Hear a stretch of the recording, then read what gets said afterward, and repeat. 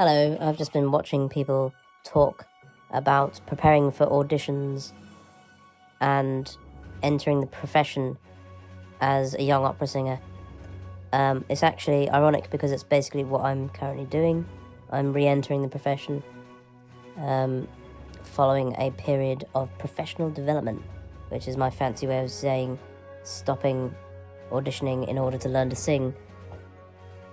My current mindset with re-entering the profession, as I am developing my voice still, is this: don't be shit. That's it. But crucially, with a reference point to recognizing what you like about singing, recognizing the singers that you like, really realizing why you want to be a singer, feeling those qualities in your own voice, and then maintaining that standard and not getting deluded. Because when I first entered the opera profession, I was extremely deluded. Because I know that because when I listened back to some of those recordings, God, I sounded terrible. Really awful.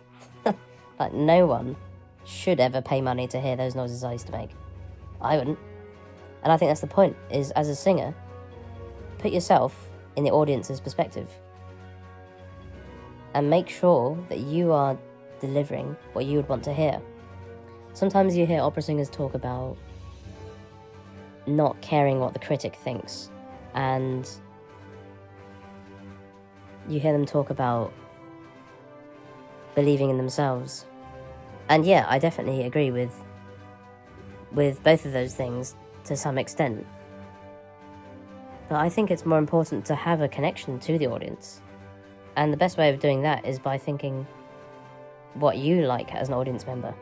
Because then you can generate that, and you can say without regret that you sought a sound which you like.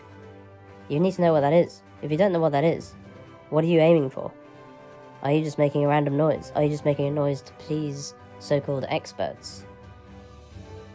Generate the feelings that you want by having an idea of what they are in the first place. And I think that takes time. And I think it's really important to have those views before entering the profession. And, you know, these people like Jesse Norman, these people who had massive careers, well, should we be listening to them?